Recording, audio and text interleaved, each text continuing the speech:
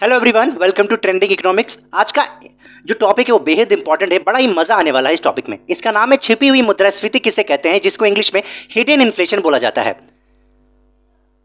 अब मान लीजिए, इसको समझने का प्रयास करते हैं। अब मान लीजिए किसी उत्पाद की कीमत जो 5 साल पहले थी आज भी वही है, किंतु उसके आकार, क्वालिटी और क्वांटिटी कम कर दी गई है या कम कर दी जाती है, तो इसे ही छिपी हुई मुद्रास्फीति कहा जाता है। आप समझिए, आपने ये पार्ले जी का बिस्किट तो आपने जरूर खाया होगा।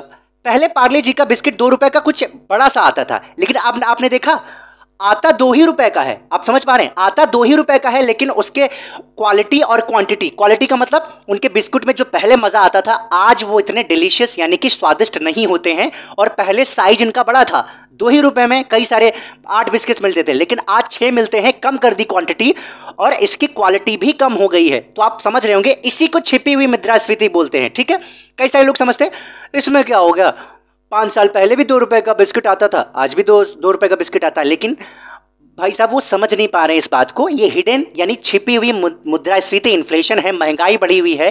और ये दर्शाती है, पहले 2 रुपए का इतना बड़ा पैकेट आता था, इतनी अच्छी क्वालिटी होती थी इसकी, आजकल 2 रुपए में 6 बिस्किट मिलते हैं और इसकी क्वालिटी अच्छी नहीं होती है। तो आप समझ पा रहे होंगे कि छिपी हुई मुद्रास्फीति क्या होती है। मतलब वस्तु के आकार, उसकी क्वालिटी मतलब उसका जो गुणवत्ता होती है वो कम हो जाती है, क्वांटिटी भी कम हो जाती है। क्वांटिटी मतलब पहले 6 आता था, अभी भी 6 आते हैं, लेकिन 6 बिस्किट छोटे कर दिए गए। तो है तो अभी भी 6 ना, लेकिन छोटे तो कर दिए गए ना, क्वांटिटी कम हो गई।